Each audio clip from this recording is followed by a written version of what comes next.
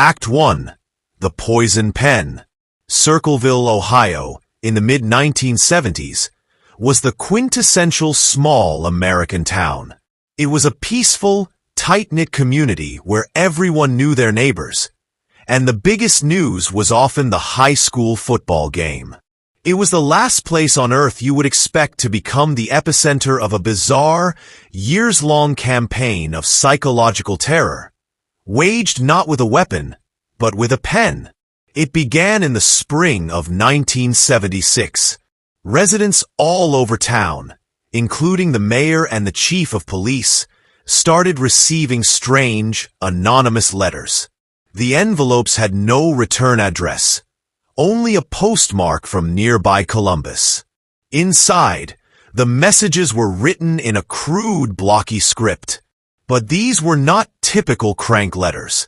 The writer knew things, deeply personal, embarrassing, and often hidden secrets about the town's most prominent citizens. They accused people of corruption, embezzlement, and secret affairs, exposing the dark underbelly of the quiet town. Soon, the poison pen of the anonymous writer found a specific target: a local school bus driver named Mary Gillespie. Mary was a well-respected member of the community, married to her husband Ron, and living a seemingly normal life. But the letters she began to receive were anything but normal. They accused her, in vulgar and threatening terms, of having an affair with the married school superintendent, Gordon Massey. The letters didn't just come to Mary. They were sent to her husband, Ron, to her relatives, and to her neighbors, methodically turning her private life into a public scandal. The writer's threats were explicit: end the affair, or your life will be destroyed. The harassment escalated. It was no longer just letters. Ominous signs, crudely painted with similar accusations, began appearing along Mary's school bus route.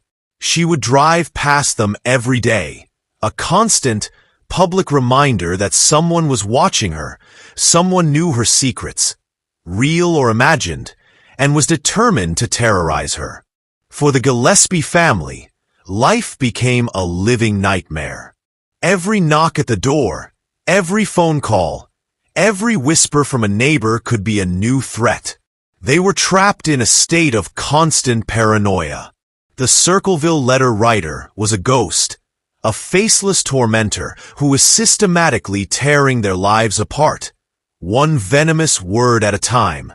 And they had no idea who, in their small, familiar town, hated them so much. Act 2. A Fatal Confrontation. For over a year, the Gillespie family endured the relentless harassment. Mary and the school superintendent, Gordon Massey, both vehemently denied the affair. The police investigation went nowhere, as the anonymous writer left no clues.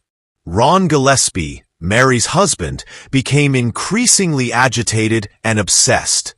He received his own set of letters, taunting him about his wife's alleged infidelity, driving him to the edge of paranoia.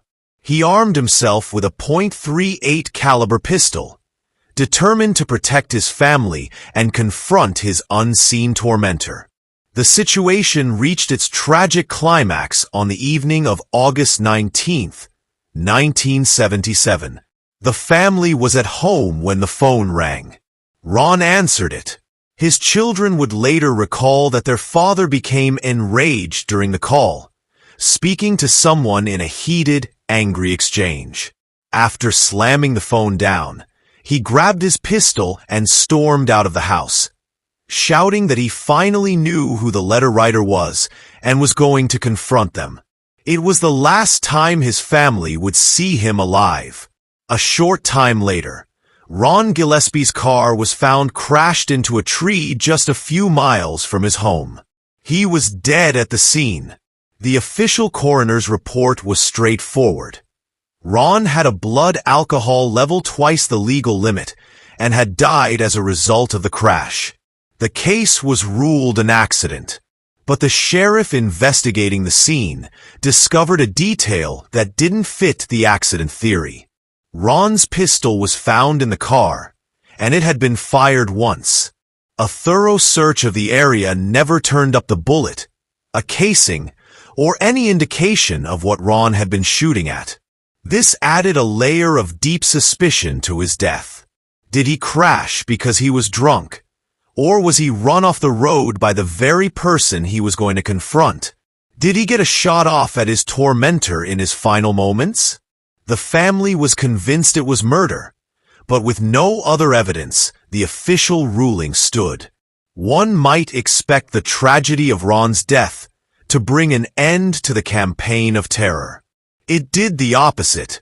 The letter started again, this time with a new, more audacious tone.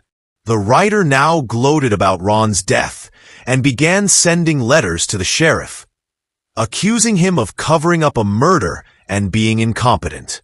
The entire town was now caught in the grip of a poison pen author who was not just a meddler, but potentially a killer, and who was brazen enough to taunt the very people investigating them.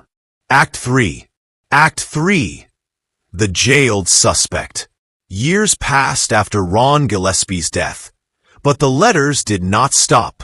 Mary Gillespie continued to be the primary target of the writer's venom. The harassment was a constant, terrifying presence in her life. The case remained cold, with the sheriff unable to identify any credible suspects.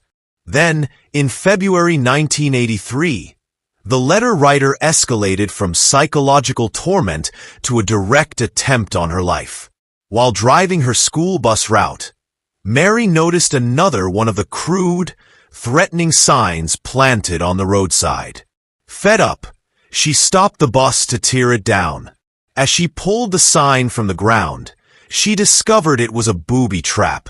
A string was attached from the sign to a box on the ground.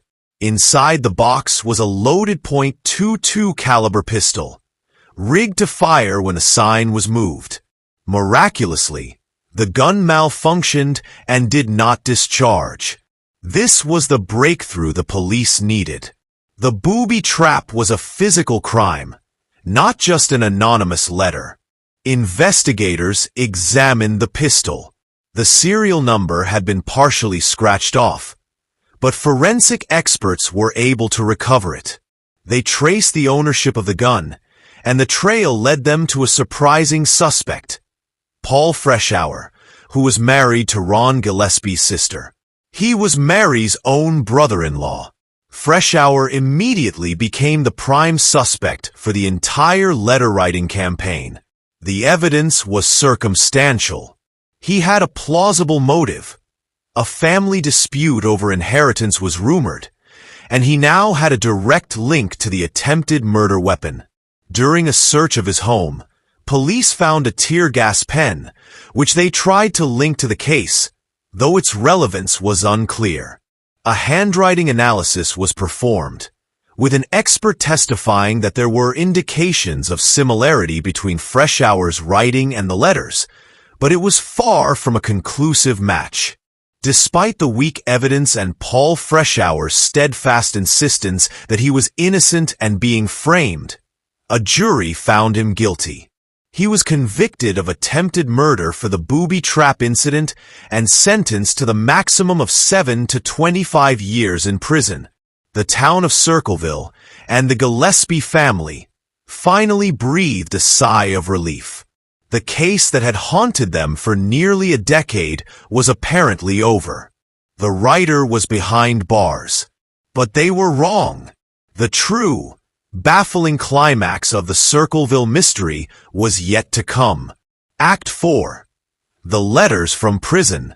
With Paul Freshour behind bars, the town of Circleville believed their long nightmare was over. But the anonymous writer had one last, stunning trick up their sleeve. Shortly after Freshour was imprisoned, the letters started appearing again. They were written in the same crude, blocky handwriting. They had the same Columbus postmark. and they contained the same intimate knowledge of the town's secrets. The letters taunted the residents, gloating that the police had locked up the wrong man. Even Paul Freshour himself, in his maximum security prison cell, received a letter from his tormentor. This was the ultimate, baffling twist in the case. How could a man in a high-security prison be sending letters from a postbox over 50 miles away? The authorities theorized that Freshour had an accomplice who was continuing his work on the outside, but they could never prove it. Freshour, from his cell, maintained his innocence, writing to the television show Unsolved Mysteries when they featured his case, desperately trying to clear his name. The letters continued intermittently until 1994, the same year Paul Freshour was released from prison after serving 10 years. Shortly after his release, the letters stopped for good. Paul Freshour maintained his innocence until his death in 2012, leaving the truth of his involvement a fiercely debated topic. So, who was the real Circleville Letter Writer? Was Paul Freshour a guilty man with a very clever accomplice?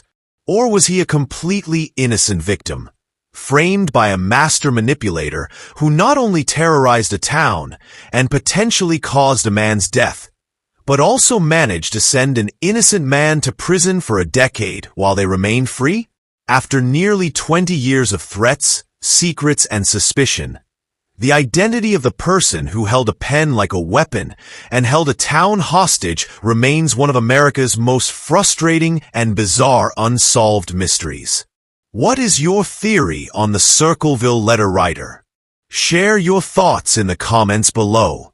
And for more deep dives into the strangest cases in history, don't forget to like this video and subscribe to Dark Cell Stories.